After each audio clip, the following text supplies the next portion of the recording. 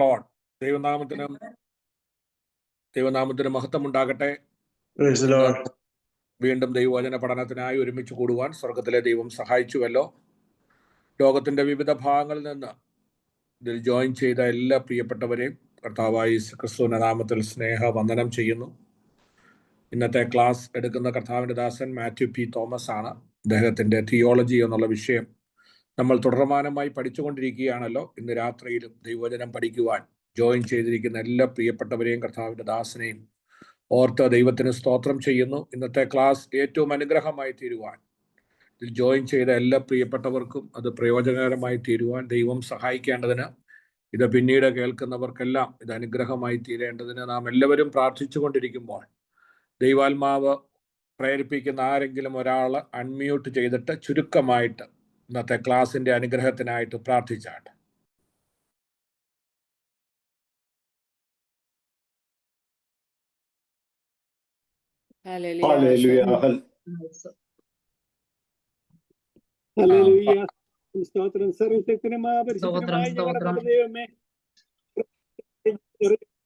നാമത്തെ വാഴ്ത്തും സ്തുതിക്കുന്നു. കർത്താവേ, ഒരു പ്രാവശ്യം കൂടി ഈ മീഡിയയിൽ കൂടി കർത്താവേ ഈ ക്ലാസ് അറ്റൻഡ് ചെയ്യാൻ കൂട്ടിക്കൊണ്ടുവന്ന എല്ലാ പ്രിയപ്പെട്ടവർക്കായി സ്തോത്രം ചെയ്യുന്നു. കർത്താവേ, ഇത് നയിക്കുന്ന കർത്താവിന്റെ വിലയേറിയ ദാസനും ഈ വേദപഠന ശാലയിൽ കർത്താവെ പ്രവർത്തിക്കുന്ന എല്ലാ കർത്തൃദാസന്മാരും, കർത്താവെ പഠിപ്പിക്കുന്ന അധ്യാപകന്മാരെയും ദൈവകരങ്ങളിൽ ഏൽപ്പിക്കുന്നു.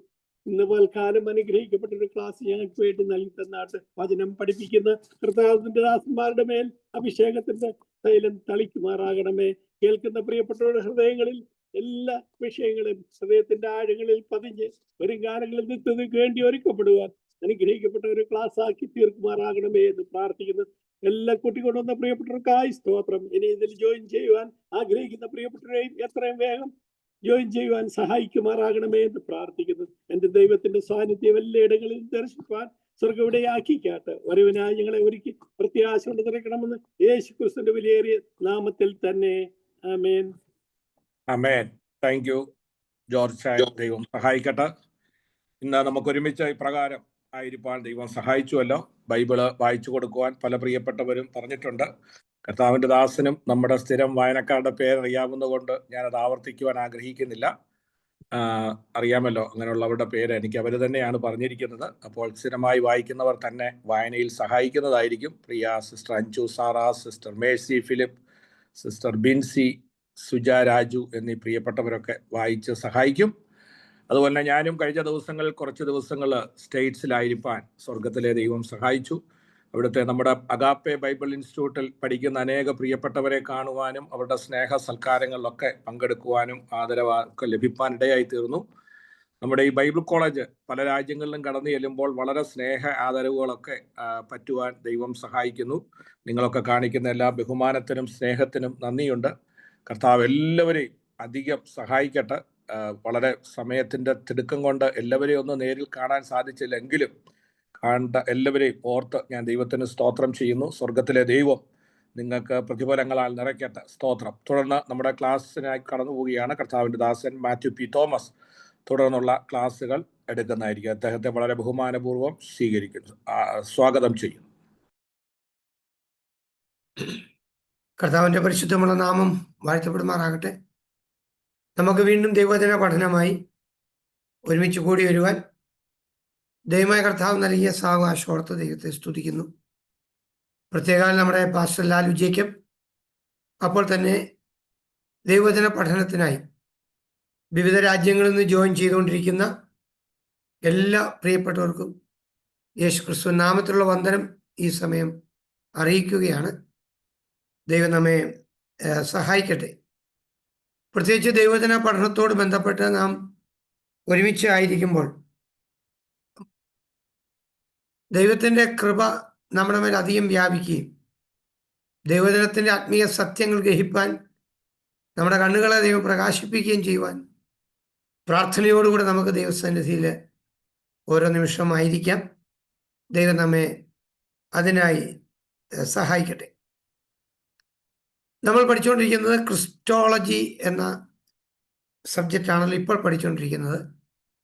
ക്രിസ്റ്റോളജിയിൽ യേശുക്രിസ്തുവിൻ്റെ ദൈവത്വത്തെക്കുറിച്ചും യേശുക്രിസ്തുവിൻ്റെ മനുഷ്യത്വത്തെക്കുറിച്ചുമാണ് നാം പഠിച്ചത്. അതായത് യേശു ക്രിസ്തുവിൻ്റെ person, the person of Jesus Christ. അതാണ് സത്യത്തിൽ നമ്മൾ ഇതുവരെ പഠിച്ചത്. അപ്പോൾ നാം ഇതിൽ നിന്നെല്ലാം ഒരു കൺക്ലൂഡഡ് പോയിന്റായി നാം എത്തേണ്ടത്, ഒരു ഉപസംഹാരമായി നാം എത്തുന്നത്, നമ്മുടെ കർത്താവായ യേശു ക്രിസ്തു യഥാർത്ഥ ദൈവമാണ്, യഥാർത്ഥ മനുഷ്യനാണ്, പെർഫെക്റ്റ് ഹ്യൂമനാണ്, പെർഫെക്റ്റ് ഡിവൈനാണ്, പെർഫെക്റ്റ് ഗോഡാണ്, പെർഫെക്റ്റ് മാനാണ്. അപ്പം അതാണ് സത്യത്തിൽ നമ്മുടെ കർത്താവായ യേശു ക്രിസ്തു. അതാണ് നമ്മൾ കഴിഞ്ഞ ദിവസം വരെ പഠിച്ചു നിർത്തിയത്.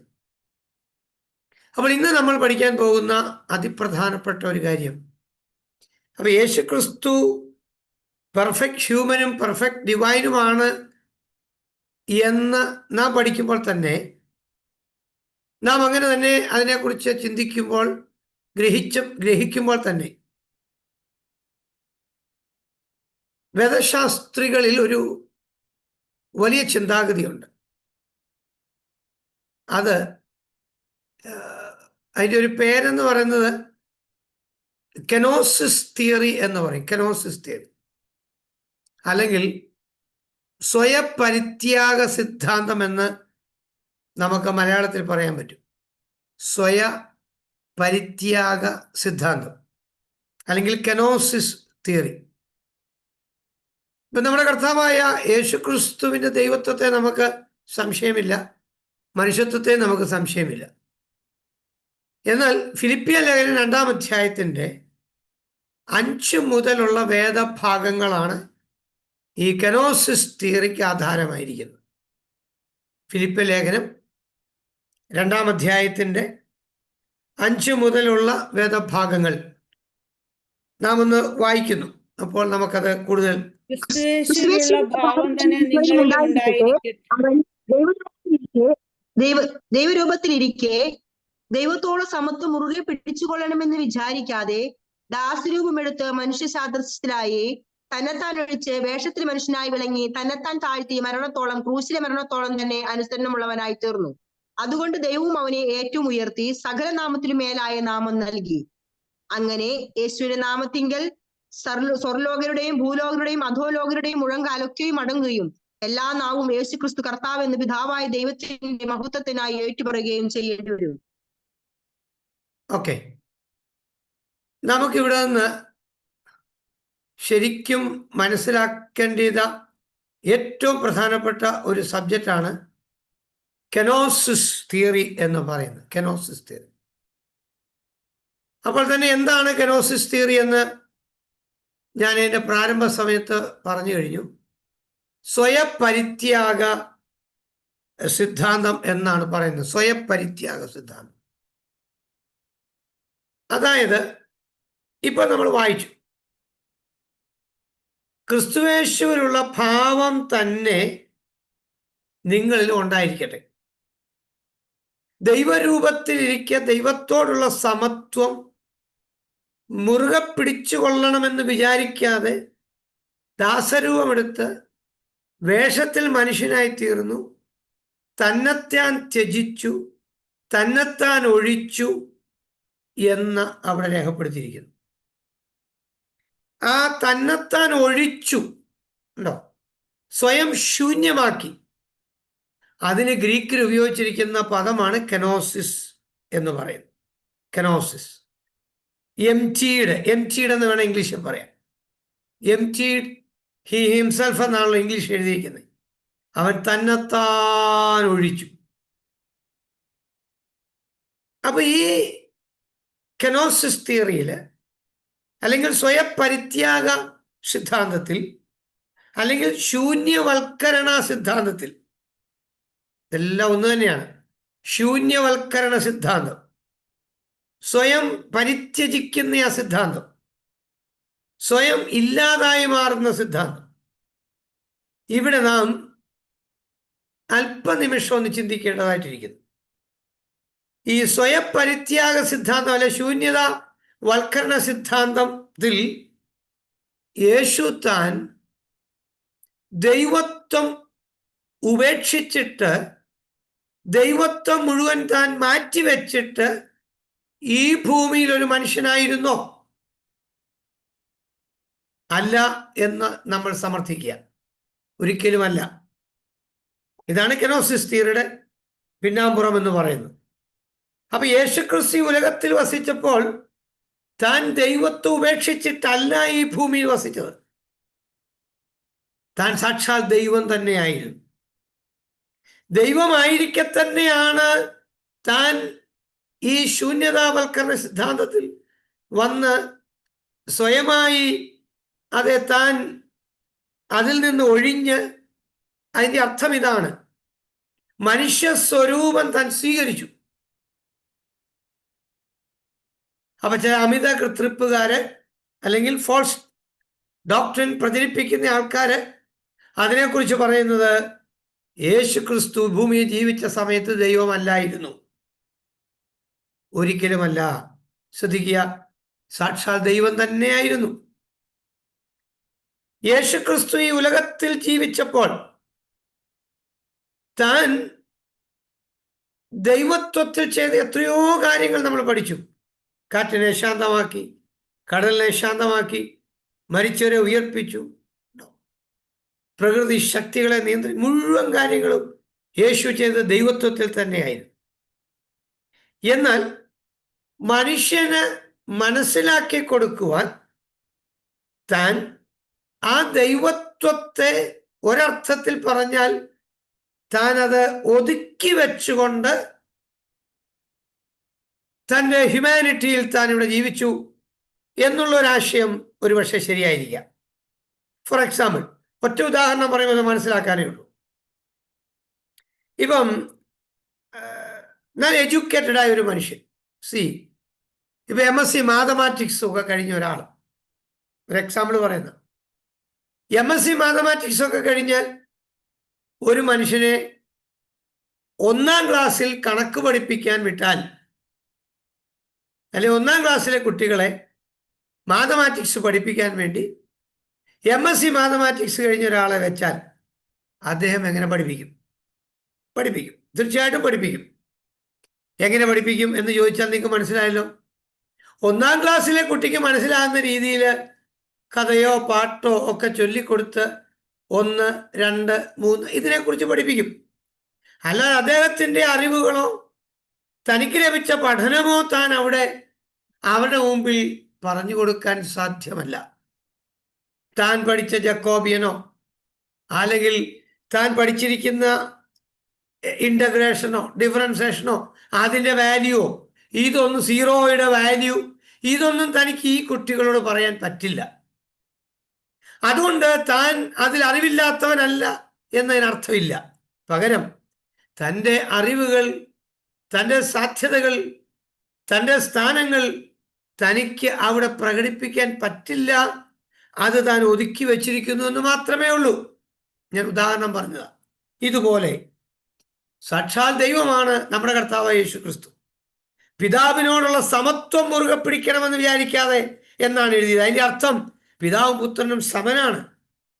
എന്നാൽ യേശു താൻ അവിടുന്ന് നേരെ പടിപടിയായി താഴോട്ടിറങ്ങി വന്ന് ഒരു മനുഷ്യ സ്വരൂപത്തിൽ വന്നു, തന്നെത്താൻ ഒഴിച്ചു, തന്നെത്താൻ താഴ്ത്തി. അവിടെ ക്രിസ്തുവിൻ്റെ ദിവ്യ സ്വഭാവത്തെയാണ് അവിടെ സത്യത്തിൽ വെളിപ്പെടുത്തിയിരിക്കുന്നത്. അങ്ങനെയെങ്കിൽ നാം ശരിയായി ഗ്രഹിക്കുന്ന ഒരു കാര്യം, ഈ കെനോസിസ് തിയറിയിലൂടെ നാം ഗ്രഹിക്കുക, യേശു ക്രിസ്തു താൻ ദൈവത്വം ഉപേക്ഷിച്ചിട്ടല്ല ഇവിടെ വന്നത്. താൻ ദൈവം തന്നെ ആയിരുന്നു. ആ ദൈവത്വത്തിൽ തന്നെ താൻ മനുഷ്യ സ്വരൂപം കൂടെ സ്വീകരിക്കുകയായിരുന്നു ചെയ്തത് എന്നുള്ളതാണ് അതിനകത്തുള്ള ഏറ്റവും പ്രധാനപ്പെട്ട കാര്യം. 1:14 പറയുന്നതും വചനം ജഡമായി തീർന്നു നമ്മുടെ ഇടയിൽ പാർത്തു എന്നാണ്. ഉണ്ടോ? ആദിയിൽ വചനം ഉണ്ടായിരുന്നു, വചനം ദൈവത്തോടു കൂടിയായിരുന്നു, വചനം ദൈവമായിരുന്നു. ആ വചനം ജഡമായി തീർന്നു നമ്മുടെ ഇടയിൽ പാർത്തു. ഉണ്ടോ? വചനം ജഡമായി തീർന്നു നമ്മുടെ ഇടയിൽ പാർത്തു. എന്ന് രേഖപ്പെടുത്തിയിരിക്കുക. അപ്പൊ സത്യത്തിൽ തന്റെ ദൈവത്തോട് ഉപേക്ഷിക്കുകയായിരുന്നില്ല. ജഡത്തിൽ ഇവിടെ അവതരിച്ചു, ജഡാവതരണത്തിൽ ഇവിടെ ജീവിക്കുകയായിരുന്നു. എബ്രായലേഖനം 2-ാമത്തെ വാക്യം എന്താ പറഞ്ഞിരിക്കുന്നത്? വിശുദ്ധീകരിക്കപ്പെടുന്നവർക്കും എല്ലാം ഒരുവനല്ലോ പിതാവ് അത് ഹേതുവായി അവൻ അവരെ സഹോദരന്മാർ എന്ന് വിളിപ്പാൻ ലജ്ജിക്കാതെ ഞാൻ നിന്റെ നാമത്തെ എന്റെ സഹോദരന്മാരോട് കീർത്തിക്കും, സഭാമധ്യേ ഞാൻ നിന്നെ സ്തുതിക്കും എന്ന് ഞാൻ അവനിൽ ആശ്രയിക്കും എന്ന് ഇതാ ഞാനും ദൈവവും എനിക്ക് തന്ന മക്കളും എന്ന് പറയുന്നു. Okay, next. മക്കൾ ജഡരക്തങ്ങളോട് കൂടിയവർ ആകൊണ്ട് അവനും അവരെ പോലെ ജഡരക്തങ്ങളോട് കൂടിയവനായി മരണത്തിന്റെ അധികാരിയായ പിശാചിനെ തന്റെ മരണത്താൽ നീക്കി ജീവപര്യന്തം മരണഭീതിയാൽ അടിമകളായിരുന്നവരെ ഒക്കെയും വിടുവിച്ചു. ദൂതന്മാരെ സംരക്ഷണം. മക്കൾ ജഡരക്തങ്ങളോട് കൂടിയവർ കൊണ്ട് അവനും അവരെ പോലെ ജഡരക്തങ്ങളോട് കൂടിയവരാകേണ്ടതിന് എന്ന് പറഞ്ഞ് വളരെ ക്ലിയർ ആയിട്ട് വിശുദ്ധ ബൈബിൾ രേഖപ്പെടുത്തിയിരിക്കുകയാണ്. മരണാധികാരിയായ പിശാചിനെ തൻ്റെ മരണം കൊണ്ട് നീക്കം ചെയ്ത് മരണഭീതിയിൽ അടിമകളായിരുന്ന മാനവലോകത്തെ അവൻ രക്ഷിക്കുകയായിരുന്നു. അവരുടെ സംരക്ഷണം എത്ര ശ്രേഷ്ഠമെന്ന് അവിടെ രേഖപ്പെടുത്തിയിരിക്കുക. അങ്ങനെയെങ്കിൽ നിങ്ങൾ ശ്രദ്ധിക്കൂ, ഈ സ്വയം പരിത്യാഗ സിദ്ധാന്തത്തിൽ, ശൂന്യതാവൽക്കരണ സിദ്ധാന്തത്തിൽ, അല്ല കെനോസിസ് തിയറിയിൽ നിങ്ങൾ ശ്രദ്ധിക്കൂ, നമ്മുടെ കർത്താവ് യേശു ക്രിസ്തു ദൈവത്വം മാറ്റിവെച്ചിട്ട് ഈ ഭൂമിയിൽ വരികയായിരുന്നില്ല. ഭൂമിയിൽ ഇരുന്നപ്പോൾ തന്നെ താൻ ദൈവവുമായിരുന്നു. അതാണ് അതിനകത്തുള്ള കാര്യം. അപ്പോൾ നമ്മൾ ഹൈപ്പോസ്റ്റാറ്റിക് യൂണിയൻ നമ്മളൊന്ന് പഠിച്ചേ പറ്റുള്ളൂ. എന്താണ് ഈ ഹൈപ്പോസ്റ്റാറ്റിക് യൂണിയൻ? ഹൈപ്പോസ്റ്റാറ്റിക് യൂണിയൻ എന്ന് പറഞ്ഞാൽ സത്യത്തിൽ എന്താണ് എന്ന് ചോദിച്ചാൽ വൈയക്തിക സംയോജനം എന്ന് പറയാം. വൈയക്തിക സംയോജനം, ഹൈപ്പോസ്റ്റാറ്റിക് യൂണിയൻ. ഇപ്പൊ ക്രിസ്തു എന്ന് പറയുന്ന ഒരു വ്യക്തിയിൽ തന്നെ പരസ്പരം വേർപെടുത്താനാകാത്ത രണ്ട് സ്വഭാവങ്ങൾ ഉണ്ടായിരുന്നു. ഒന്ന് ദൈവ സ്വഭാവം, രണ്ട് മനുഷ്യ സ്വഭാവം. ഇത് രണ്ടും കൂടെ യോജിച്ചിരിക്കുന്നു, ഇത് രണ്ടും കൂടെ സമ്മേളിച്ചിരിക്കുകയായിരുന്നു നമ്മുടെ കർത്താവായ യേശു ക്രിസ്തുവിൽ. മറ്റൊരു വിധത്തിൽ പറഞ്ഞാൽ ദൈവിക സ്വഭാവവും മാനുഷിക സ്വഭാവവും അടങ്ങിയ ദൈവ മനുഷ്യനായിരുന്നു നമ്മുടെ കർത്താവായ യേശു ക്രിസ്തു. ദൈവ മനുഷ്യൻ, ഗോഡ് മാൻ എന്ന് നമുക്ക് പറയാം. അനാദിയിലെ താൻ ദൈവപുത്രനായിരുന്നു. നമ്മൾ നേരത്തെ പഠിച്ച ഭാഗങ്ങളാണ്. ക്രിസ്തു തന്നെ മനുഷ്യാവതാരത്തിൽ സമ്പൂർണതയുള്ളതും പാപരഹിതവുമായ മനുഷ്യത്വമായിരുന്നു താൻ സ്വീകരിച്ചത്. അപ്പോൾ നാം ശ്രദ്ധിക്കുക, ആ കർത്താവായ യേശു ക്രിസ്തു മറ്റൊരു വ്യക്തിയല്ല, മറ്റൊരു രൂപം, മറ്റൊരു സ്വരൂപം, മറ്റൊരു സ്വഭാവം താൻ സ്വീകരിക്കുകയായിരുന്നു ചെയ്തത്. അതുകൊണ്ട് താൻ സാക്ഷാൽ ദൈവമാണ്, സാക്ഷാൽ മനുഷ്യനാണ്. ഈ രണ്ട് സ്വഭാവങ്ങളും അഭേദ്യമായി ബന്ധപ്പെട്ടിരുന്നു. അതാണ് യേശു ക്രിസ്തുവിലുള്ള ഏറ്റവും വലിയ പ്രത്യേകത. അതായത് പെർഫെക്റ്റ് ഹ്യൂമനാണ്, പെർഫെക്റ്റ് ഡിവൈനാണ്. യഥാർത്ഥമായ ദൈവമാണ്, യഥാർത്ഥമായ മനുഷ്യനായിരുന്നു. അതാണ് ഈ ഹൈപ്പോസ്റ്റാറ്റിക് യൂണിയൻ എന്നതുകൊണ്ട് ഇവിടെ ഉദ്ദേശിക്കുന്നത്, ഹൈപ്പോസ്റ്റാറ്റിക് യൂണിയൻ. അപ്പൊ നിങ്ങൾ നോക്കൂ, God man, perfect God and a perfect man. Perfect ഗോഡും പെർഫെക്റ്റ് മാനുമാണ്. Son of man, everywhere present. Yohannan സുവിശേഷം 3-ാം അധ്യായം 13-ാമത്തെ വാക്യം ഒന്ന് വായിക്കുമോ? നെക്സ്റ്റ്. സ്വർഗത്തിൽ നിന്ന് ഇറങ്ങി വന്നവനായ സ്വർഗത്തിൽ ഇരിക്കുന്നവനായ മനുഷ്യപുത്രനല്ലാതെ ആരും സ്വർഗത്തിൽ കയറിയിട്ടില്ല. ഓക്കെ, സ്വർഗത്തിൽ നിന്നിറങ്ങി വന്നവനായ സ്വർഗത്തിൽ വസിക്കുന്നവനായ മനുഷ്യപുത്രനല്ലാതെ ആരും ഇറങ്ങി വന്നിട്ടില്ല. ഉണ്ടോ? സൺ ഓഫ് മാൻ, മനുഷ്യപുത്രൻ, എവരിവെയർ പ്രസന്റ്, എല്ലായിടത്തും താൻ പ്രസന്റ് ആണ്, ഓമിനി പ്രസന്റ് ആണ്, സർവവ്യാപിയാണ് നമ്മുടെ കർത്താവായ യേശു ക്രിസ്തു. ഭൂമിയിൽ വസിച്ചപ്പോൾ തന്നെ സ്വർഗത്തിൽ വസിക്കുന്നവനാണ്. ശ്രദ്ധിക്കൂ, സൺ ഓഫ് മാൻ, മനുഷ്യവർഗത്തിന്റെ പാപങ്ങളുടെ പരിഹാരകനാണ് സൺ ഓഫ് മാൻ. മർക്കോസിന്റെ സുവിശേഷം 2-ാം അധ്യായം 10-ാമത്തെ വാക്യത്തിൽ അത് ക്ലിയർ ആയിട്ട് രേഖപ്പെടുത്തിയിരിക്കുകയാണ്.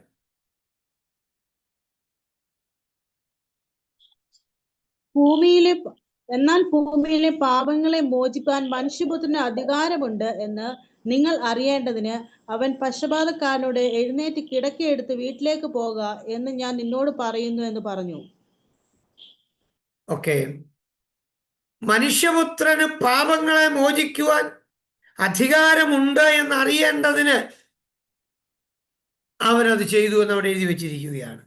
സോ റെമിഷൻ ഓഫ് സിൻ, പാപങ്ങളുടെ മോചനം നൽകുന്നത് മനുഷ്യപുത്രനാണ്, സൺ ഓഫ് മാൻ. 3-ാമത്തെ കാര്യം എഴുതി, sun of man giving eternal life, നമുക്ക് നിത്യജീവൻ നൽകുന്നത് മനുഷ്യപുത്രനാണ്. യോഹന്നാൻ സുവിശേഷം 6:54. എന്റെ മാംസം തിന്നുകയും എന്റെ രക്തം കുടിക്കുകയും ചെയ്യുന്നവന് നിത്യജീവനുണ്ട്.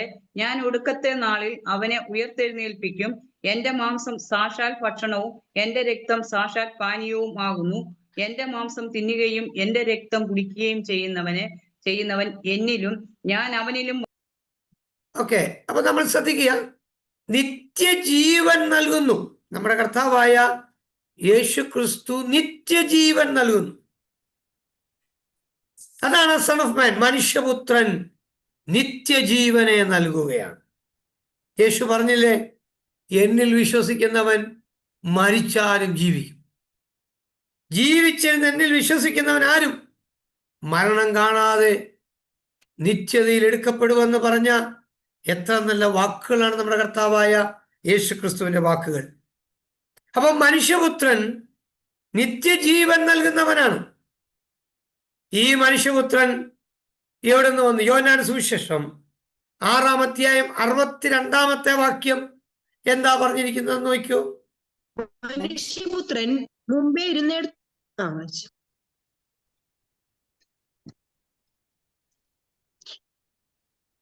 മനുഷ്യപുത്രൻ മുമ്പേ ഇരുന്നിടത്ത് പോകുന്നു എന്ന് നിങ്ങൾ കണ്ടാലോ? ജീവിപ്പിക്കുന്നത് ആത്മാവാകുന്നു, മാംസം ഒന്നിനും ഉപകരിക്കുന്നില്ല. ഞാൻ നിങ്ങൾ സംസാരിച്ച വചനങ്ങൾ ആത്മാവും ജീവനുമാകുന്നു. ഓക്കെ, അപ്പൊ ഈ മനുഷ്യപുത്രൻ സ്വർഗത്തിൽ നിന്ന് ഇറങ്ങി വന്നവനാണ്. സ്വർഗത്തിൽ നിന്ന് ഇറങ്ങി വന്നവനാണ് നമ്മുടെ കർത്താവായ യേശു ക്രിസ്തു. സ്വർഗത്തിൽ വസിക്കുന്നു, അപ്പോൾ തന്നെ ഭൂമിയിൽ വസിക്കുന്നു. മനുഷ്യപുത്രൻ ഭൂമിയിലോട്ട് ഇറങ്ങി വന്നത് മാനവവർഗത്തിന് രക്ഷയ്ക്ക് വേണ്ടിയാണ്, മനുഷ്യന് നിത്യജീവൻ നൽകാൻ വേണ്ടിയാണ്. അവൻ സ്വർഗത്തിൽ നിന്ന് ഇറങ്ങി വരുവാനായിട്ട് ഇടയായി തീർന്നു. നമ്മുടെ കർത്താവായ യേശു ക്രിസ്തു അഥവാ സൺ ഓഫ് മാൻ, മനുഷ്യപുത്രൻ ന്യായവിധി നടത്തുന്നയാളാണ്. യോഹന്നാൻ സുവിശേഷം 5-ാം അധ്യായം 27-ാമത്തെ വാക്യത്തിൽ അതവിടെ പറഞ്ഞിരിക്കുക. അവൻ മനുഷ്യപുത്രനാകിയാൽ ന്യായവിധി നടത്തുവാൻ അവന് അധികാരവും നൽകിയിരിക്കുന്നു.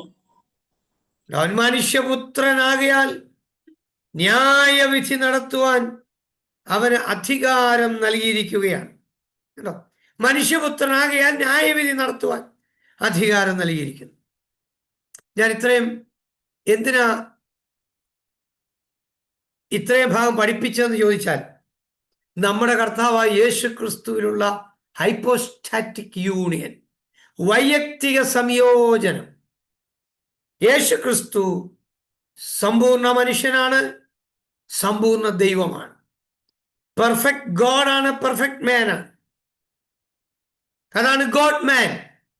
നമ്മുടെ കർത്താവ് അതെ ഗോഡ് മാനാണ്. നമ്മുടെ കർത്താവായ യേശു ക്രിസ്തു നമുക്ക് വേണ്ടി തൻ്റെ ശരീരം തകർത്തു തന്നു. തേജസ്സിന്റെ കർത്താവ് നമുക്ക് വേണ്ടി ക്രൂശിക്കപ്പെടുവാനിടയായില്ലേ? തീർച്ചയായും ആ കർത്താവിന്റെ ധന്യമായ ജീവിതം എത്രയോ ശ്രേഷ്ഠമായിരുന്നു.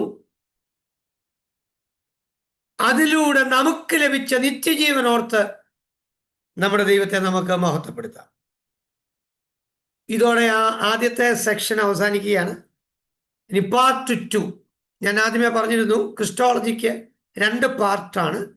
Part 1 the person of Christ, part 2 the works of Christ. ഇനി നമ്മൾ പഠിക്കുന്നത് ക്രിസ്തുവിന്റെ പ്രവർത്തനങ്ങളാണ്. കർത്താവായ യേശു ക്രിസ്തുവിന്റെ പ്രവർത്തനങ്ങൾ, ദ വർക്ക്സ് ഓഫ് ക്രൈസ്റ്റ്. ഇതാണ് പാർട്ട് 2, രണ്ടാമത്തെ ഭാഗം. അപ്പൊ രണ്ടാമത്തെ ഭാഗത്തെ പഠനത്തിലേക്ക് നമ്മൾ പ്രവേശിക്കുന്നു. Come on, the works of Jesus Christ. Yesu ക്രിസ്തുവിന്റെ പ്രവർത്തനങ്ങളെ ഒരു സംക്ഷിപ്തമായിട്ട് അപ്പോസ്തലനായ പത്രോസ് ഒരു പ്രസംഗം നടത്തുന്നു കോർന്നല്യോസിന്റെ ഭവനത്തിൽ വെച്ച്. അവിടെ വെച്ച് താൻ വളരെ വ്യക്തമായിട്ട് പറയുന്നു യേശുവിന്റെ മിനിസ്ട്രി എന്തായിരുന്നു. 10-ാം അധ്യായത്തിന്റെ അപ്പോസ്തലപ്രവൃത്തി 10 36-38 വാക്യങ്ങളിൽ കർത്താവായ യേശു ക്രിസ്തുവിന്റെ ആ പ്രവർത്തനങ്ങളിൽ നിന്നുള്ള ഒരു സംക്ഷിപ്ത രൂപം നൽകിയിരിക്കുക. ഒന്ന് വായിച്ചു നോക്കാം. അവൻ എല്ലാവരുടെയും കർത്താവായ യേശുക്രിസ്തു മൂലം സമാധാനം സുവിശേഷിച്ചുകൊണ്ട് ഇസ്രായേൽ മക്കൾക്ക് അയച്ച വചനം, യോഹന്നാൻ പ്രസംഗിച്ച സ്നാനത്തിന്റെ ശേഷം ഗലീലയിൽ തുടങ്ങിയ യഹൂദയിലൊക്കെയും ഉണ്ടായ വർത്തമാനം, നസ്രേനായ യേശുവിനെ ദൈവം പരിശുദ്ധാത്മാവിനാലും ശക്തിയാലും അഭിഷേകം ചെയ്തതും ദൈവം അവനോടുകൂടെ ഇരുന്നത് കൊണ്ട് അവൻ നന്മ ചെയ്തതും പിശാച് ബാധിച്ചവരെ ഒക്കെയും സൗഖ്യമാക്കിയും കൊണ്ട് സഞ്ചരിച്ചതുമായ വിവരം തന്നെ നിങ്ങൾ അറിയുന്നുവല്ലോ. എത്ര ക്ലിയർ ആയിട്ട് പറഞ്ഞു. യേശു ക്രിസ്തുവിന്റെ പരസ്യ ശുശ്രൂഷകളുടെ ഒരു സംക്ഷിപ്ത രൂപം പത്രോസ് ശ്ലീഹ ഇവിടെ പറയുക.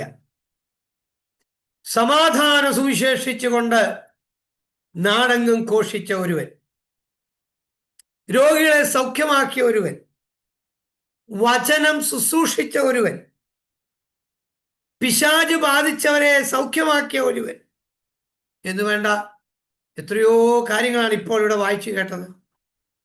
അപ്പൊ ക്രിസ്തുവിന്റെ പ്രവർത്തനങ്ങൾ, the works of Jesus Christ, സമാധാനം സുവിശേഷിച്ചു.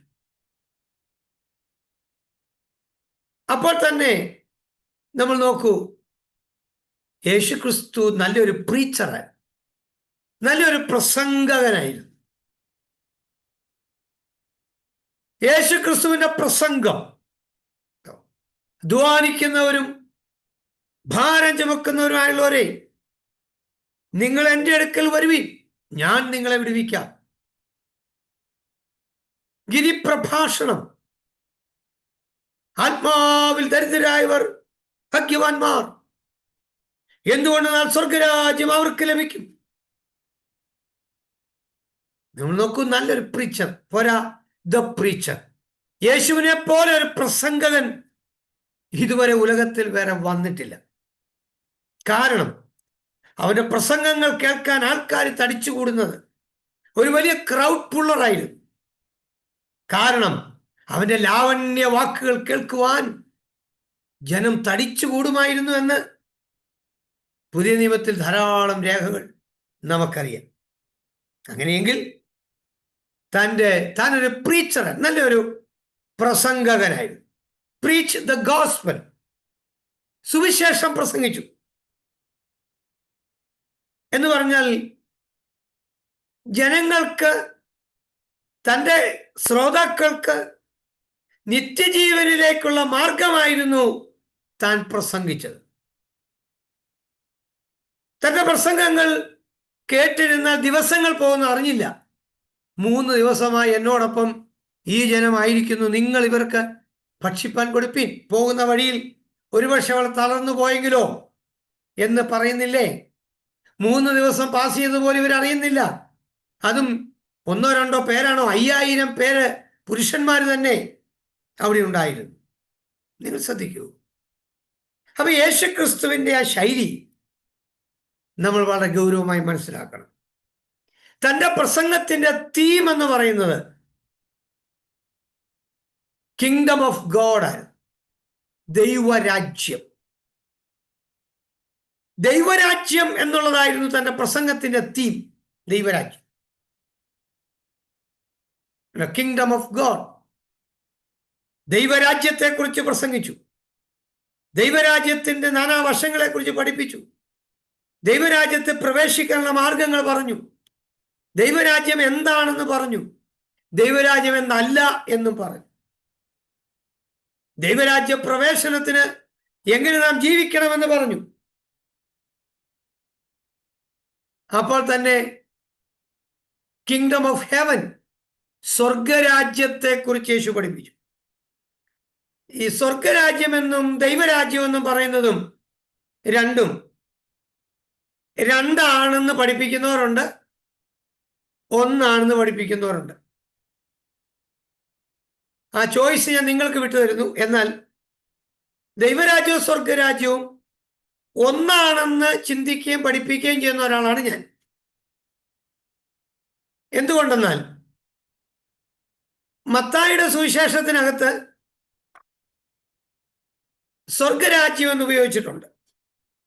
ഇതേ വാക്ക് തന്നെയാണ് മർക്കോസിന്റെ സുവിശേഷത്തിൽ ദൈവരാജ്യം എന്ന് ഉപയോഗിച്ചിട്ടുള്ളത്. ഫോർ എക്സാമ്പിൾ, ഇപ്പൊ മത്തായിയുടെ സുവിശേഷം 3-ാം അധ്യായത്തിനകത്ത് യോഹന്നാൻ സ്നാപകൻ പ്രസംഗിക്കുന്ന പ്രസംഗം മത്തായി രേഖപ്പെടുത്തിയിട്ടുണ്ട്. മത്തായി എങ്ങനെയാണ് രേഖപ്പെടുത്തിയിരിക്കുന്നത്? 3-ാം അധ്യായത്തിനകത്ത് എന്ന് പറഞ്ഞു. മതി, സ്വർഗരാജ്യം സമീപിച്ചിരിക്കാൻ മാനസാന്തരപ്പെടുവീന്ന് പറഞ്ഞു. ഓക്കെ, തെറ്റില്ല. സ്വർഗരാജ്യം സമീപിച്ചിരിക്കാൻ മാനസാന്തരപ്പെടുവീൻ. ഓക്കെ, ഇനി ആ മത്തായിയുടെ സുവിശേഷം തന്നെ 4-ാം അധ്യായത്തിനകത്ത് 10-ാമത്തെ വാക്യം ഒന്ന് വായിച്ചു നോക്കിയേ. യേശു അവനോട്, സാത്താനെ, എന്നെ വിട്ടുപോ, നിന്റെ ദൈവമായ കർത്താവിനെ നമസ്കരിച്ച് അവനെ മാത്രമേ ആരാധിക്കൂ എന്ന് എഴുതിയിരിക്കുന്നുവല്ലോ എന്ന് പറഞ്ഞു. Okay, next. അപ്പോൾ പിശാച് അവനെ വിട്ടുപോയി. ദൂതന്മാർ അടുത്തു വന്ന് അവനെ ശുശ്രൂഷിച്ചു. നെക്സ്റ്റ്. യോഹന്നാൻ തടവിലായി എന്ന് കേട്ടാറെ അവൻ ഗലീലയ്ക്ക് വാങ്ങിപ്പോയി നസ്രേത്ത് വിട്ട് സെബുലൂന്റെയും നഫ്താലിയുടെയും അതിരുകളിൽ കടൽക്കരയുള്ള കഫർന്നഹൂമിൽ ചെന്ന് പാർത്തു. നഫ്താലി ദേശവും കടൽക്കരയിലും യോർദാൻ അക്കരെയുള്ള നാടും ജാതികളുടെ ഗലീലയും ഇങ്ങനെ ഇരുട്ടിലിരുന്ന ജനം വലിയൊരു വെളിച്ചം കണ്ട് മരണത്തിന്റെ ദേശത്തിലും നിഴലിലും ഇരിക്കുന്നവർക്ക് പ്രകാശം ഉദിച്ചു എന്ന് യെശയ്യാ പ്രവാചകൻ മുഖാന്തരം അരുളി ചെയ്തത് നിവൃത്തിയാകുവാൻ ഇടവന്നു. അന്നു മുതൽ യേശു സ്വർഗരാജ്യം സമീപിച്ചിരിക്കാൻ മാനസാന്തരപ്പെടുവിൻ എന്ന് പ്രസംഗിച്ചു തുടങ്ങി. ശ്രദ്ധിക്കൂ, അന്ന് മുതൽ യേശു സ്വർഗരാജ്യം സമീപിച്ചിരിക്കാൻ മാനസാന്തരപ്പെടുവിൻ എന്ന് പ്രസംഗിച്ചു തുടങ്ങി. ഓക്കെ, മത്തായിയുടെ സുവിശേഷത്തിനകത്ത് 4-ാം അധ്യായം ഇപ്പം വായിച്ച വാക്യം, അന്ന് മുതൽ യേശു സ്വർഗരാജ്യം സമീപിച്ചിരിക്കാൻ. അപ്പൊ ഇവിടെ സ്വർഗരാജ്യം എന്നാണല്ലോ എഴുതിയിരിക്കുന്നത്. സ്നാപകയോഹന്നാന്റെ പ്രസംഗത്തിൽ സ്വർഗരാജ്യം സമീപിച്ചിരിക്കുന്നു, കാലം തികഞ്ഞു, സ്വർഗരാജ്യം സമീപിച്ചിരിക്കുന്നു, ആകയാൽ നിങ്ങൾ അതേ ക്രിസ്തുവിനെ അറിവീൻ എന്ന് പ്രസംഗിക്കുന്നു. യേശു ക്രിസ്തു പ്രസംഗിച്ചു, സ്വർഗരാജ്യം സമീപിച്ചിരിക്കാൻ നിങ്ങൾ സുവിശേഷത്തിൽ വിശ്വസിപ്പീൻ എന്ന് പറയുന്നു. മർക്കോസിന്റെ സുവിശേഷം എടുത്തു നോക്കി. മർക്കോസിന്റെ സുവിശേഷം 1-ാം അധ്യായം ദയവായി ഒന്നെടുക്കാമോ? 1-ാം അധ്യായം. അതിനകത്ത് സ്നാപക യോഹന്നാന്റെ പ്രസംഗവും യേശുവിന്റെ പ്രസംഗവും ഉപയോഗിച്ചിട്ടുണ്ടല്ലോ. ഒന്ന് വായിച്ചു നോക്കിയേ. എന്നാൽ യോഹന്നാൻ തടവിലായ ശേഷം യേശു ഗലീലയിൽ ചെന്ന് ദൈവരാജ്യത്തിൽ സുവിശേഷം പ്രസംഗിച്ചു. കാലം തികഞ്ഞു, ദൈവരാജ്യം സമീപിച്ചിരിക്കുന്നു, മാനസാന്തരപ്പെട്ടു സുവിശേഷത്തിൽ വിശ്വസിപ്പിൻ എന്ന് പറഞ്ഞു. മതി. 1-ാം അധ്യായം 14-ാം വാക്യം. 1:14 അവിടെ എന്താ എഴുതിയിരിക്കുന്ന പദം? ദൈവരാജ്യം. ദൈവരാജ്യം സമീപിച്ചിരിക്കുന്നു, നിങ്ങൾ മാനസാന്തരപ്പെടുവീൻ എന്ന് പറഞ്ഞു എന്ന് യേശു പ്രസംഗിച്ചെന്നാണ് മർക്കോസ് എഴുതി വെച്ചിരിക്കുന്നത്. അപ്പൊ മർക്കോസ് എഴുതിയെടുത്ത് ദൈവരാജ്യമെന്നും മത്തായി എഴുതിയെടുത്ത് സ്വർഗരാജ്യമെന്നും എഴുതി, രണ്ടും ഒന്ന് തന്നെ. സ്നാപകന്റെ പ്രസംഗം 1-ാം അധ്യായത്തിനകത്ത് തന്നെ എനിക്ക് തോന്നുന്നു 2-ാമത്തെ 3-ാമത്തെ വാക്യത്തിൽ രേഖപ്പെടുത്തിയിട്ടുണ്ടെന്ന് എനിക്ക് തോന്നുന്നു.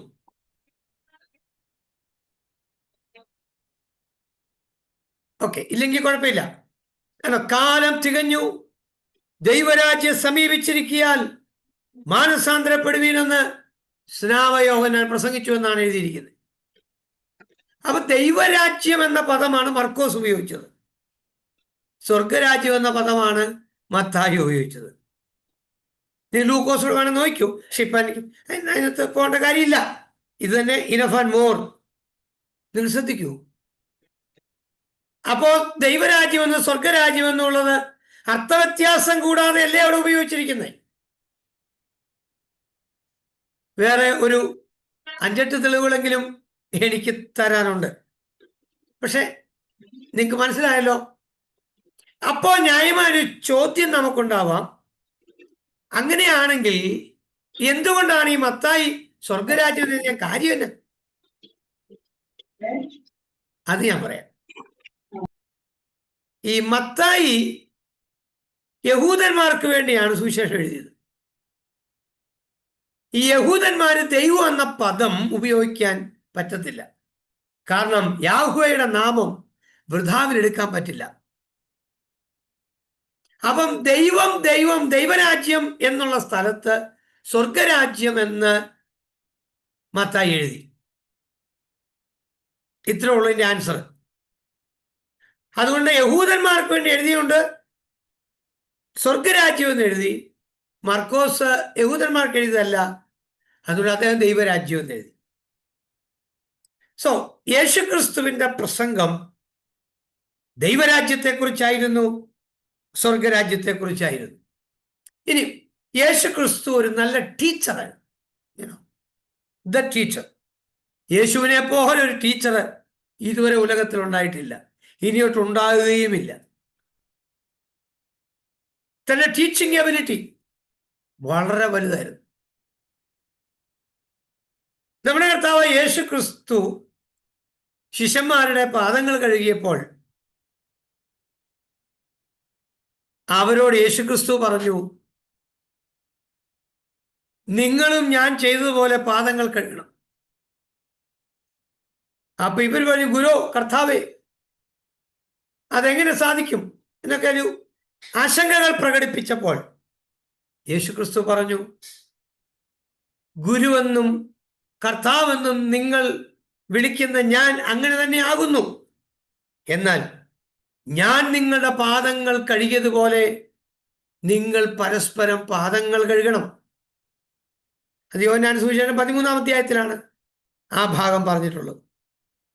അപ്പൊ നിങ്ങൾ എന്നെ ഗുരുവെന്ന് വിളിക്കുന്നു, ഞാൻ അങ്ങനെ ആകുന്നു. ഏറ്റവും ബെസ്റ്റ് ടീച്ചർ നമ്മുടെ കർത്താവ് യേശു ക്രിസ്തു തന്നെയായിരുന്നു. യേശു ക്രിസ്തുവിനെ പോലെ ടീച്ചർ വേറെ ഉലകത്തിൽ വന്നിട്ടില്ല.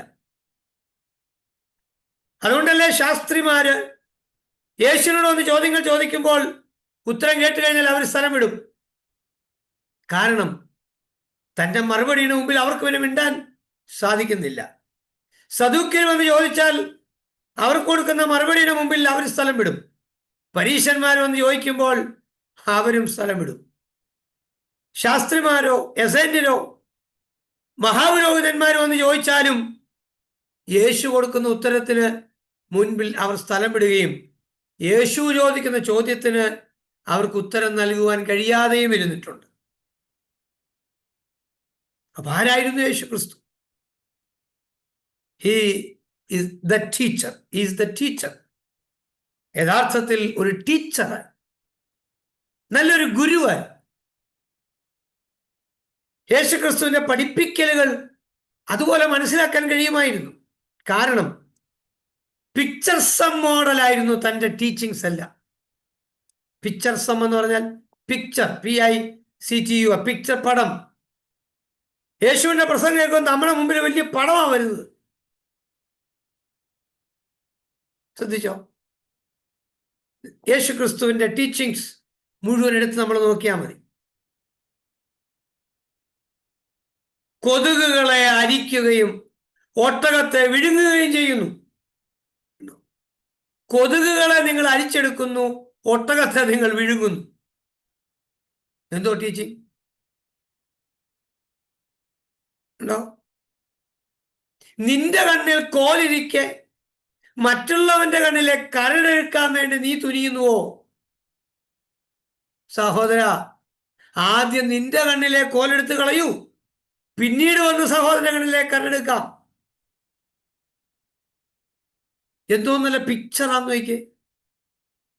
മുഴുവൻ പിക്ചർ സമായിരുന്നു തൻ്റെ പ്രസംഗങ്ങൾ, പഠിപ്പിക്കലുകളെല്ലാം.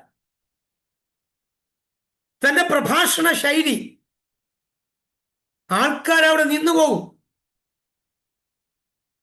ശ്രദ്ധിക്കൂ.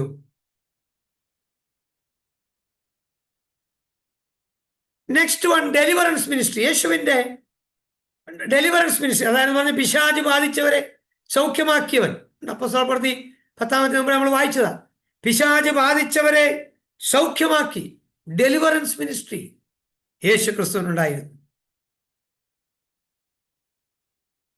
ഭൂതബാധിതരെ സൗഖ്യമാക്കി, രോഗികളെ സൗഖ്യമാക്കി, പക്ഷവാത രോഗികളെ, മഹോദരമുള്ളവരെ, ഏത് രോഗികളെയും സൗഖ്യമാക്കിയ ഒരു വലിയ വിടുതലിൻ ശുശ്രൂഷ നമ്മുടെ കർത്താവ് യേശു ക്രിസ്തുവിനുണ്ടായിരുന്നു.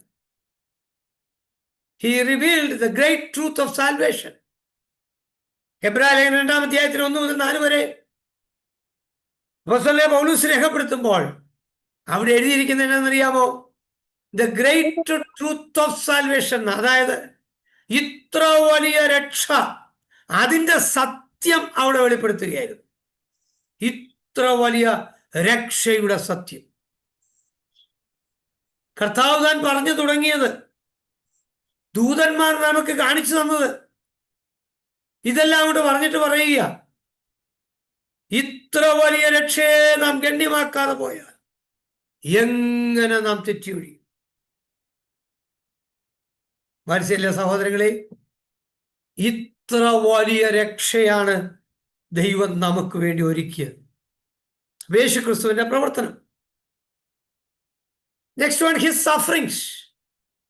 യേശു ക്രിസ്തുവിന്റെ കഷ്ടതകൾ. എന്തായിരുന്നു യേശു ക്രിസ്തുവിന്റെ കഷ്ടതകൾ? നമുക്ക് ഇതുവരെ പറഞ്ഞത്രയും ഭാഗം എല്ലാവർക്കും ഇഷ്ടമാണ്. യേശു ക്രിസ്തുവിന്റെ പ്രവർത്തനങ്ങളെ അഥവാ ജീവിതത്തെ ഒരു സ്റ്റെപ്പായി തൻ്റെ ജീവിതത്തെ നാം ഒന്ന് വിവരിച്ചാൽ ഇവിടം വരെയുള്ള സ്റ്റെപ്പുകൾ നമുക്കെല്ലാവർക്കും ഇഷ്ടമാണ്. ഇത് കഴിഞ്ഞുള്ള സ്റ്റെപ്പ് നോക്കി, ഗോൽഗോഥ വരെയുള്ള സ്റ്റെപ്പുകളും യേശുവിൻ്റെ കാൽപാദങ്ങൾ തന്നെയായിരുന്നു. യേശുവിൻ്റെ കാൽപാദങ്ങളിൽ അത്ഭുതങ്ങളുടെയും അടയാളങ്ങളുടെയും വീരപ്രവൃത്തികളുടെയും ദൈവരാജ്യ പ്രസംഗത്തിൻ്റെയും പഠിപ്പിക്കലുകളും ഒക്കെ നന്നായിരിക്കുന്നു.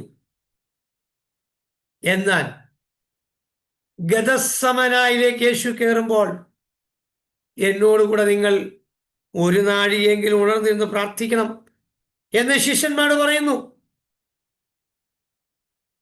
അവർ ഉറക്കഭാരം കൊണ്ട് അവരങ്ങ് ഉറങ്ങിപ്പോയി. യേശുദാൻ അവിടെ വെച്ച് പ്രാർത്ഥിക്കുന്നു, പിതാവേ, കഴിയുമെങ്കിൽ ഈ പാനപാത്രം എങ്കിൽ നിന്ന് നീക്കിത്തരണമേ, എങ്കിലും എൻ്റെ ഇഷ്ടമല്ല നിന്റെ ഇഷ്ടം തന്നെ എൻ്റെ ജീവിതത്തിൽ നടക്കട്ടെ എന്ന് പറയുന്നു. അനന്തരം തൻ്റെ വിയർപ്പുകൾ രക്തത്തുള്ളികൾ കണക്കെ മാറുന്നു. അപ്പോൾ താൻ അതീവ ശ്രദ്ധയോടെ പ്രാർത്ഥിച്ചുകൊണ്ടിരുന്നു. അപ്പോൾ തന്നെ ശക്തിപ്പെടുത്തുവാൻ സ്വർഗത്തിൽ നിന്നൊരു ദൂതൻ ഇറങ്ങി വന്നു, അവനെ ശക്തിപ്പെടുത്തുന്നു. ശ്രദ്ധിക്കൂ, താൻ പ്രാർത്ഥന കഴിഞ്ഞ് എഴുന്നേൽക്കുന്നു. ശിഷ്യന്മാരോട് ഇനി നിങ്ങൾ ഉറങ്ങി ആശ്വസിച്ചുകൊള്ളുവീൻ എന്ന് പറയുന്നു. അപ്പോൾ തന്നെ ഇതാ പടയാളികൾ വരുന്നു, യേശുവിനെ പിടിക്കുന്നു. യേശു ക്രിസ്തുവിൻ്റെ ഗദസമന മുതലുള്ള സ്റ്റെപ്പും കാൽച്ചുവടുകളും യേശുവിൻ്റെ തന്നെ കാൽച്ചുവടുകളാണ്. ആ കാൽച്ചുവടുകളെ നിഷേധിച്ചുകൊണ്ടുള്ള ഒരു മിനിസ്ട്രി യേശുക്രിസ്തുവിനില്ലായിരുന്നു. നമുക്കും അങ്ങനെയാവണം. നാഥന് മുൾമുടി നൽകിയ ലോകമേ, നീ തരും പേരെനിക്കെന്തിന് എന്ന് നമ്മൾ പാടാറുണ്ട്. ക്രിസ്തുവിന്റെ കഷ്ടങ്ങൾ എത്ര ഭയങ്കരമായിരുന്നു. ക്രിസ്തുവിന്റെ കഷ്ടങ്ങൾ നമ്മൾ പെരുകി വരുമ്പോൾ, അഥവാ അതിന്റെ അനുഭവങ്ങളാണ് നമ്മുടെ ജീവിതത്തിൽ നേരിടുന്ന ഓരോ പരീക്ഷകളിലും നമുക്ക് ലഭിക്കുന്നത് എന്ന് നാം പലപ്പോഴും ഓർക്കാറില്ല. ഇപ്പോൾ പത്രോസ്ലീഹായും തന്റെ ലേഖനത്തിനകത്ത് എഴുതി, പ്രിയമുള്ളവരെ, പരീക്ഷയ്ക്കായി നിങ്ങൾക്ക് സംഭവിച്ചിരിക്കുന്ന അഗ്നിശോധനയെങ്കിൽ ഒരു അപൂർവ കാര്യം സാധിച്ചു എന്നതുപോലെ നിങ്ങൾ ആശ്ചര്യപ്പെട്ടു പോകരുത്. ക്രിസ്തുവിന്റെ കഷ്ടങ്ങളിൽ പങ്കുള്ളവരാകും തോറും സന്തോഷിച്ചു കൊള്ളുവീൻ. ഗിരിപ്രഭാഷണത്തിൽ യേശു പറഞ്ഞു, നിങ്ങളെക്കുറിച്ച് നിങ്ങൾ സകല തിന്മയും കളവായി പറയുമ്പോൾ നിങ്ങൾ സന്തോഷിച്ചു കൊള്ളുവീൻ. നിങ്ങളുടെ പ്രതിഫലം സ്വർഗത്തിൽ വലുതാകൊണ്ട് നിങ്ങൾ സന്തോഷിപ്പീൻ എന്നല്ലേ യേശു ക്രിസ്തു പഠിപ്പിച്ചത്? യേശു താൻ കഷ്ടത അനുഭവിച്ചവൻ തന്നെയാണ്.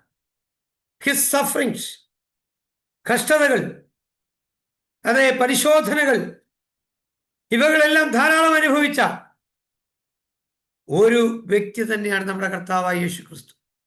അവന്റെ സഹന പ്രവൃത്തികൾ എത്രയോ വലുതായിരുന്നു. ക്രൂസിഫിക്ഷൻ, കാൽവരി കുന്നിൽ നമ്മുടെ കർത്താവായ യേശു ക്രിസ്തുവിനെ ക്രൂശീകരിക്കുന്നത്, നമ്മുടെ കർത്താവിനെ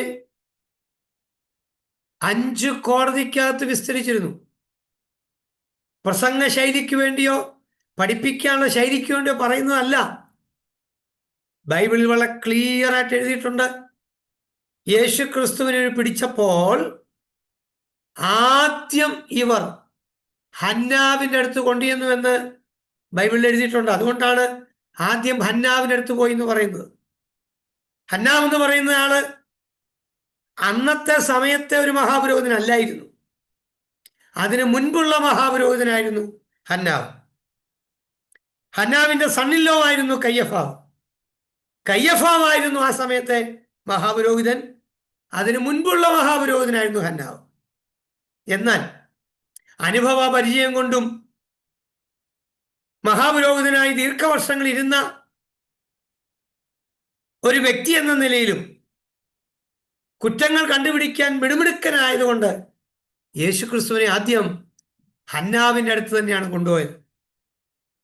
ഹന്നാവ് യേശുവിനെ തിരിച്ചും മറിച്ചും തിരിച്ചും വിസ്തരിച്ചു, ചോദ്യങ്ങൾ ചെയ്തു. പക്ഷേ ഒരു കുറ്റവും കണ്ടുപിടിക്കാൻ ഹന്നാവിനെ കൊണ്ട് കഴിഞ്ഞില്ല. അതുകൊണ്ട് ആ സമയത്തെ മഹാപുരോഹിതനായിരുന്ന കയ്യഫാവിന്റെ അടുത്തേക്ക് അയച്ചു. അങ്ങനെയാണ് രണ്ടാമത് കയ്യഫാവ് യേശു ക്രിസ്തുവിനെ വിസ്തരിക്കുന്നു. കയ്യഫാവ് ഒരു കുറ്റവും കണ്ടുപിടിക്കുന്നില്ല. അതുകൊണ്ട് ഇവൻ എന്തേലും കുറ്റം കണ്ടുപിടിച്ചിട്ട് വേണ്ടേ കാര്യങ്ങൾ മുന്നോട്ട് നീക്കാൻ. അതിന് ഹന്നാവ് കഴിഞ്ഞു, കയ്യഫാവ് കഴിഞ്ഞപ്പോൾ ഇവർ തന്നെ വിളിച്ചുകൂട്ടിയ ന്യായാധിപ സംഘം അല്ലെങ്കിൽ സൻഹെഡ്രിൻ, 72 പേരടങ്ങുന്ന ഒരു ഗ്രൂപ്പാണ് സൻഹെഡ്രിൻ എന്ന് പറയുന്നത്. അല്ലെങ്കിൽ മതകോടതി എന്ന് വേണേൽ പറയാം. അങ്ങനെ മതകോടതിയാണ് മൂന്നാമത് യേശുവിനെ വിസ്തരിച്ചത്. നോക്കൂ, മതകോടതി യേശുവിനെ വിസ്തരിച്ചു. യേശുവിൽ കുറ്റം കണ്ടുപിടിക്കാൻ പറ്റിയില്ല. എന്നാൽ മതകോടതിക്ക് മരണശിക്ഷ കൊടുക്കാൻ അനുവാദമില്ലായിരുന്നു. എപ്പോൾ മുതൽ? ഉത്തരം, പാലസ്തീൻ നാടിന്റെ ഭരണം യേശു ജനിക്കുന്നതിന് 64 വർഷം പുറകിൽ BC 64 പാലസ്തീൻ നാട് റോമൻ ഭരണം പിടിച്ചെടുത്തത്. റോം പിടിച്ചെടുത്തു. അങ്ങനെ റോമൻ ഭരണം വന്നപ്പോൾ ആദ്യം അവർ ചെയ്തത് തന്നെ മതകോടതിയുടെ അധികാരത്തെ വെട്ടിക്കുറച്ചു. മരണത്തിനുള്ള അധികാരം ഇപ്പോൾ മതകോടതിക്കില്ല. അതുകൊണ്ടാണ് മതകോടതിയായ ന്യായാധിപ സംഘം പീലാത്തോസിന്റെ അടുത്തേക്ക് അയച്ചു. കാരണം റോമൻ ഗവർണർ പീലാത്തോസ് ആണ്. പീലാത്തോസിന് മാത്രമേ മരണശിക്ഷ വിധിക്കാൻ പറ്റുള്ളൂ. പീലാത്തോസാണ് 4ാമത് വിസ്തരിച്ചത്. നിങ്ങൾ ശ്രദ്ധിക്കൂ, പീലാത്തോസ് വിസ്തരിക്കാൻ തുടങ്ങി. പീലാത്തോസ് ചോദിച്ചു, ഇവനിൽ എന്താ കുറ്റം? ഈ യേശു ചെയ്ത തെറ്റെന്താ നിങ്ങൾ പറയാൻ പറഞ്ഞു. അപ്പോഴാണ് ആ വാദികളിൽ ഒരുവൻ പറയുന്നത്, അല്ലയോ പീലാത്തോസ് രാജാവേ, അല്ലെങ്കിൽ ഗവർണറെ, ഇവൻ ഗലീല മുതൽ ഈ മാർഗം കുത്തി നിറച്ചിരിക്കുകയാണ്. ഉടനെ പീലാത്തോസ് ചോദിച്ചു, ഇവൻ ഗലീലക്കാരനാണോ? ഗലീലക്കാരനാണെങ്കിൽ ഗലീലായുടെ ഉത്തരവാദിത്വം എനിക്കല്ലല്ലോ. അതുകൊണ്ട് ഹേരോദാവ് അവനെ വിസ്തരിക്കട്ടെ. അങ്ങനെയാണ് പീലാത്തോസിനെ അവിടെ നിന്ന് ഹേരോദാവിന്റെ അടുത്തേക്ക് പോയത്. പീലാത്തോസ് ഹേരോദാവും തമ്മിൽ ബദ്ധവൈരാഗികളായിരുന്നു. പക്ഷെ അന്ന് ഇവർ രണ്ടും ഒന്നായി. അങ്ങനെയാണ് ഹേരോദാവ് 5ാമത് വിസ്തരിക്കുന്നത്. ഹേരോദാവ് യേശുക്രിസ്തുവിനെ വിസ്തരിച്ചിട്ടും കുറ്റം കണ്ടുപിടിക്കാൻ പറ്റിയില്ല, അല്ലെങ്കിൽ ഒത്തിരി പരിഹസിച്ചു എന്നൊക്കെ എഴുതി വെച്ചിട്ടുണ്ട്. ഇതിനിടയിൽ മുഖത്ത് തുപ്പുന്നുണ്ട്, അടിക്കുന്നുണ്ട്, ഇടിക്കുന്നുണ്ട്, വസ്ത്രാക്ഷേപം നടത്തുന്നു, ഇതെല്ലാം ചെയ്യുന്നുണ്ട്. അവിടെ നിന്ന് നേരെ തിരിച്ച് വീണ്ടും പീലാത്തോസിന്റെ അടുത്തേക്ക് തന്നെ തിരിച്ചു വിട്ടു. അപ്പോഴാണ് ജനക്കൂട്ടമെല്ലാം ബഹളം ഉണ്ടാക്കിയത്. അവനെ ക്രൂശിക്കുക, അവനെ ക്രൂശിക്കുക. റോമൻ ഭരണത്തിലെ ഏറ്റവും കിരാതമായ ശിക്ഷാ നടപടിയായിരുന്നു ക്രൂസിഫിക്ഷൻ. ആ ക്രൂശീകരണമാണ് നമ്മുടെ കർത്താവായ യേശു ക്രിസ്തുവിന് നൽകിയത്.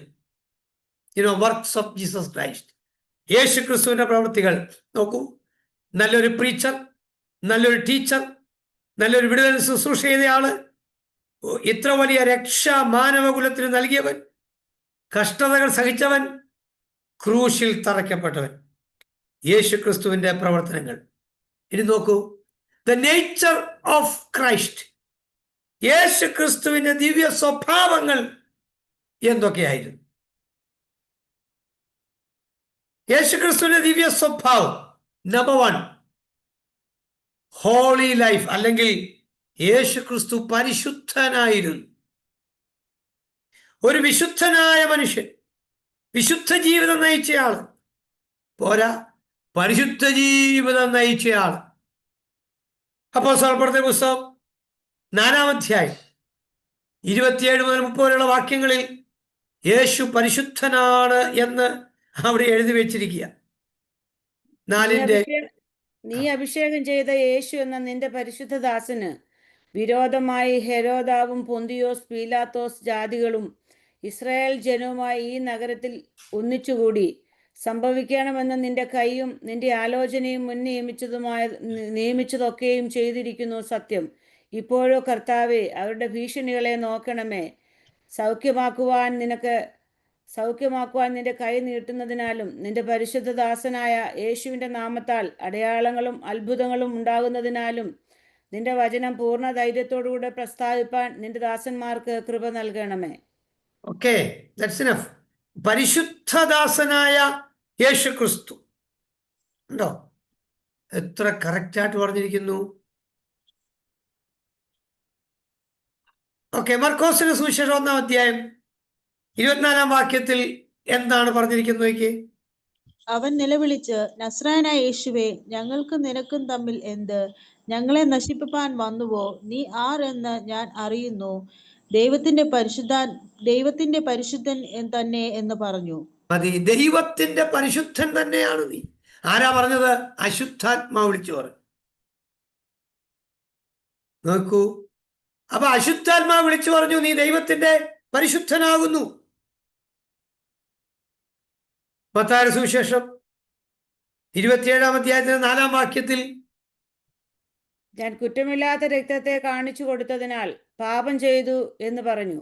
അത് ഞങ്ങൾക്ക് എന്ത്? നീ തന്നെ നോക്കിക്കൊള്ളുക എന്ന് അവർ പറഞ്ഞു. ഓക്കെ, കുറ്റമില്ലാത്ത രക്തത്തെ കാണിച്ചു കൊടുത്തതിനാൽ, കുറ്റമില്ലാത്ത രക്തത്തെ, അതായത് ഇസ്കറിയോത്ത യൂദായും പറയുന്നത് അവൻ കുറ്റമില്ലാത്ത ഒരുവനായിരുന്നു, അഥവാ അവൻ പരിശുദ്ധൻ തന്നെയായിരുന്നു എന്നല്ല ക്ലിയർ ആയിട്ട് പറയല്ലേ.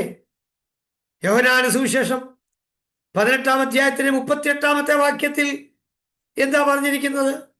പീലാത്തോസ് അവനോട് സത്യമെന്നാൽ എന്ത് എന്ന് പറഞ്ഞു. പിന്നെയും യഹൂദന്മാരുടെ അടുക്കൽ പുറത്തു ചെന്ന് അവരോട്, ഞാൻ അവനിൽ ഒരു കുറ്റവും കാണുന്നില്ല. മതി. ഞാൻ അവനിൽ ഒരു കുറ്റവും കാണുന്നില്ല. പീലാത്തോസിന്റെ സാക്ഷ്യം കണ്ടോ? ഞാൻ അവനിൽ ഒരു കുറ്റവും കാണുന്നില്ല. അവൻ നീതിമാൻ തന്നെ, അവൻ പരിശുദ്ധൻ തന്നെ. മത്തായിയുടെ സുവിശേഷം 27:19. അവൻ ന്യായാസനത്തിൽ ഭാര്യ ആളയച്ചു, ആ നീതിമാന്റെ കാര്യത്തിൽ ഇടപെടരുത്, അവൻ നിമിത്തം ഞാൻ ഇന്ന് സ്വപ്നത്തിൽ വളരെ കഷ്ടം സഹിച്ചു എന്ന് പറയിച്ചു. പീലാത്തോസിന്റെ ഭാര്യ പറഞ്ഞു, ആ നീതിമാന്റെ കാര്യത്തിൽ ഇടപെടരുത്, കാരണം ഞാൻ സ്വപ്നത്തിൽ വളരെ കഷ്ടം സഹിച്ചിരിക്കുകയാണ്. അല്ലയോ എൻ്റെ വിലപ്പെട്ട എൻ്റെ സ്നേഹിതൻ, എൻ്റെ പ്രിയപ്പെട്ട ഭർത്താവേ പീലാത്തോസേ, ദയവ് ചെയ്ത് ഈ നീതിമാന്റെ കാര്യത്തിൽ ഇടപെടരുത്, അവൻ നീതിമാനാണ് എന്ന് പീലാത്തോസിന്റെ ഭാര്യയുടെ സാക്ഷ്യം. ലൂക്കോസിന്റെ സുവിശേഷം 23:41. നാമോ ന്യായമായിട്ട് ശിക്ഷ അനുഭവിക്കുന്നു, നാം പ്രവർത്തിച്ചതിന് യോഗ്യമായതല്ലോ കിട്ടുന്നത്, ഇവനോ അരുതാത്തതൊന്നും ചെയ്തിട്ടില്ല എന്ന് പറഞ്ഞു. ഉണ്ടോ? ക്രൂശിൽ കിടന്ന കള്ളൻ പറയുക, നമ്മൾ അനുഭവിക്കുന്ന ന്യായമായ ശിക്ഷയാണ്, എന്നാൽ ഇവൻ അരുതാത്തതൊന്നും ചെയ്തിട്ടില്ല. ലൂക്കോസ് 23:47. ഈ സംഭവിച്ചത് ശതാധിപൻ കണ്ടിട്ട്, ഈ മനുഷ്യൻ വാസ്തവമായി നീതിമാൻ ആയിരുന്നു എന്ന് പറഞ്ഞു ദൈവത്തെ മഹത്വപ്പെടുത്തി. ശതാധിപൻ ഇത് കണ്ടിട്ട് വിളിച്ചു പറഞ്ഞു, ഈ മനുഷ്യൻ ദൈവത്തിന്റെ നീതിമാൻ തന്നെയായിരുന്നു. നമുക്കത് അറിയാൻ കഴിഞ്ഞില്ലല്ലോ. അപ്പോസ്തലപ്രവൃത്തി 3:14. പരിശുദ്ധനും നീതിമാനുമായവനെ തള്ളി പറഞ്ഞു, കൊലപാതകനായവനെ വിട്ടുതരണമെന്ന് ചോദിച്ചു. ജീവനായകനെ കൊന്നു. പരിശുദ്ധനായവനെ നിങ്ങൾ തള്ളിക്കളഞ്ഞു, ജീവനായകനെ നിങ്ങൾ കൊന്നുകളഞ്ഞു, ബറാബാസിനെ നിങ്ങൾ വേണമെന്ന് പറഞ്ഞു. അതാ കൊലപാതകനെ നിങ്ങൾ വേണമെന്ന് പറഞ്ഞു, ജീവനായകനെ നിങ്ങൾ കൊന്നുകളഞ്ഞു, പരിശുദ്ധനായവനെ നിങ്ങൾ തള്ളിക്കളഞ്ഞു. ഓ, നമ്മുടെ കർത്താവ് പരിശുദ്ധനായവനല്ലേ. അപ്പോസ്തലപ്രവൃത്തി 4:27 മുമ്പ് നമ്മൾ വായിച്ചതാണ്, ഇനി വായിക്കണ്ട. മത്തായിയുടെ സുവിശേഷം 3:17-5. റാമായിൽ ഒരു ഇവൻ എന്റെ പ്രിയപുത്രൻ, ഇവനിൽ ഞാൻ പ്രസാദിച്ചിരിക്കുന്നു എന്ന് സ്വർഗത്തിൽ നിന്നൊരു ശബ്ദമുണ്ടായി. പിതാവിന്റെ സാക്ഷ്യം, ഇവൻ എൻ്റെ പ്രിയപുത്രൻ, ഇവനിൽ ഞാൻ പ്രസാദിച്ചിരിക്കുന്നു. അത് തന്നെയാണ് 17:5 സംഭവിച്ചിരിക്കുന്നത്. അത് മറുവ മലയിൽ വെച്ച, അല്ലെങ്കിൽ രൂപാന്തര മലയിൽ വെച്ച് എന്താണ് പിതാവ് പറയുന്നത്? അവൻ പറയുമ്പോൾ തന്നെ പ്രകാശമുള്ള മേഘം അവരുടെ മേൽ നിഴലിട്ടു. മേഘത്തിൽ നിന്ന് ഇവൻ എന്റെ പ്രിയപുത്രൻ, ഇവങ്കിൽ ഞാൻ പ്രസാദിക്കുന്നു, ഇവനക്ക് ചെവി കൊടുപ്പിനെന്ന് ശബ്ദമുണ്ടായി. ഇവൻ എൻ്റെ പ്രിയപുത്രൻ, ഇവനിൽ ഞാൻ പ്രസാദിച്ചിരിക്കുന്നു. നിങ്ങൾ ശ്രദ്ധിക്കൂ, നമ്മൾ യേശു ക്രിസ്തുവിന്റെ ദിവ്യ സ്വഭാവത്തെ കുറിച്ച് പഠിക്കാൻ തുടങ്ങി. ഒന്നാമത്തെ സ്വഭാവമാണ് വിശുദ്ധി, അല്ലെങ്കിൽ പരിശുദ്ധത, അല്ലെങ്കിൽ സിൻലെസ്നെസ് നേച്ചർ, പാപമില്ലാത്ത അവസ്ഥ. നമ്മുടെ കർത്താവ് യേശു ക്രിസ്തുവിൽ പാപമില്ല. യേശു ക്രിസ്തു പരിശുദ്ധനാണ്, യേശു ക്രിസ്തു നീതിമാനാണ്, അവനിൽ ഒരു കുറ്റവുമില്ല. ആര് നോക്കിയിട്ടും യേശുവിൽ കുറ്റം കണ്ടുപിടിക്കാൻ കഴിഞ്ഞില്ല. ഇത് മാത്രമാണോ? യേശു തന്നെ സാക്ഷ്യം പറയുന്നുണ്ട്, പിശാചുക്കൾ വേറെ സ്ഥലത്ത് സാക്ഷ്യം പറയുന്നുണ്ട്, പരിശുദ്ധാത്മാവിന്റെ സാക്ഷ്യമുണ്ട്. ഇതെല്ലാം ഒന്നാണ് പറയുന്നത്, യേശു പരിശുദ്ധനാണ്, അവനിൽ പാപമില്ല. നമ്മുടെ കർത്താവ് യേശു ക്രിസ്തു അന്നത്തെ സമൂഹത്തെ വെല്ലുവിളിച്ചൊരു ചോദ്യം ചോദിച്ചു, നിങ്ങളിൽ ആർ പാപത്തെക്കുറിച്ച് എനിക്ക് ബോധ്യം വരുത്താവുകയുള്ളൂ. ഒരാൾക്ക് പോലും യേശുവിൽ പാപം കണ്ടുപിടിക്കാൻ കഴിഞ്ഞില്ല, പാപം ആരോപിക്കാൻ കഴിഞ്ഞിട്ടില്ല. കാരണം അവനിൽ പാപം ഇല്ല, അവനിൽ പാപമില്ല. 1 യോഹന്നാൻ 3-ാം അധ്യായത്തിന്റെ 8-ാമത്തെ വാക്യം വായിച്ച് ഈ സെക്ഷൻ ഇവിടെ അവസാനിപ്പിക്കും. 1 യോഹന്നാൻ 3:8 എന്താ എഴുതിയിരിക്കുന്നത്? പിശാച് ആദ്യം മുതൽ പാപം ചെയ്യുന്നുവല്ലോ, പിശാചിന്റെ പ്രവൃത്തികൾ അഴിപ്പാൻ തന്നെ ദൈവപുത്രൻ പ്രത്യക്ഷനായി. ഓക്കെ, 3:7 വാക്യം നോക്കിയേ. കുഞ്ഞുങ്ങളെ, ആരും നിങ്ങളെ തെറ്റിക്കരുത്. അവൻ നീതിമാനായിരിക്കുന്നത് പോലെ നീതി ചെയ്യുന്നവൻ നീതിമാനാകുന്നു. ഓക്കെ, ഒരു 2 വാക്യം മേളിലൊന്ന് 5 പോലെ ഒന്ന് വായിച്ചു നോക്കി. അവൻ പ്രത്യക്ഷനായി എന്ന് നിങ്ങൾ അറിയുന്നു. അവനിൽ പാപമില്ല. അവനിൽ വസിക്കുന്നവൻ ആരും പാപം ചെയ്യുന്നില്ല. പാപം ചെയ്തവൻ ആരും അവനെ കണ്ടിട്ടില്ല, അറിഞ്ഞിട്ടുമില്ല. കുഞ്ഞുങ്ങളെ, ആരും മതി. അവൻ പാപം ചെയ്തിട്ടില്ല. In him there is no sin. അവനിൽ പാപം ഇല്ല. എത്ര ക്ലിയർ ആയിട്ടാണ് ബൈബിൾ നമുക്ക് സാക്ഷീകരിച്ചിരിക്കുന്നത്. അവനിൽ പാപമില്ല. നമ്മുടെ കർത്താവ് യേശു ക്രിസ്തുവിൽ പാപമില്ല. In him there is no sin. അവനിൽ പാപമില്ല. കാരണം അവൻ പെർഫെക്റ്റ് ഹ്യൂമൻ ആയതുകൊണ്ട്, സമ്പൂർണ്ണ മനുഷ്യൻ ആയിരുന്നതുകൊണ്ട് പാപം ചെയ്തിട്ടില്ല. സമ്പൂർണ്ണ ദൈവമായതുകൊണ്ട് പാപം ചെയ്തിട്ടില്ല.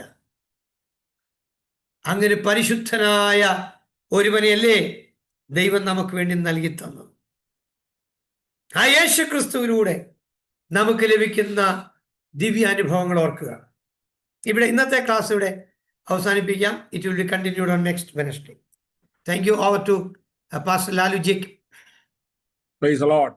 വളരെ അനുഗ്രഹിക്കപ്പെട്ട രീതിയിൽ ക്ലാസ് എടുക്കുവാൻ കർത്താവിന്റെ ദാസനെ ഇന്ന് രാത്രിയിലും ദൈവം സഹായിച്ചതോർത്ത് സ്തോത്രം ചെയ്യുന്നു. ജോയിൻ ചെയ്ത കർത്താവിന്റെ ദാസനും മറ്റെല്ലാ പ്രിയപ്പെട്ടവർക്കും നന്ദി.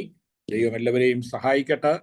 നമ്മുടെയോടൊപ്പം പഠിച്ചുകൊണ്ടിരിക്കുന്ന പ്രിയ സിസ്റ്റർ മായ ഇന്ന് അയർലൻഡിൽ നിന്ന് നാട്ടിലേക്ക് യാത്രയാകുകയാണ്. പ്രാർത്ഥന ആവശ്യപ്പെട്ടിട്ടുണ്ട്. പ്രിയ സഹോദരിയുടെ യാത്രയ്ക്ക് വേണ്ടി നമുക്ക് പ്രാർത്ഥിക്കാം. അതോടൊപ്പം തന്നെ കർത്താവ് നമ്മെ എല്ലാവരെയും സഹായിക്കട്ടെ, അനുഗ്രഹിക്കട്ടെ. പ്രാർത്ഥനയോടെ ആശീർവാദത്തോടെ നമുക്ക് പിരിയാം. ദൈവാത്മാവ് പ്രേരിപ്പിക്കുന്ന ആരെങ്കിലും ഒരാൾ ശബ്ദമുയർത്തി ഒന്ന് പ്രാർത്ഥിച്ചാട്ടെ. അവസാനമായി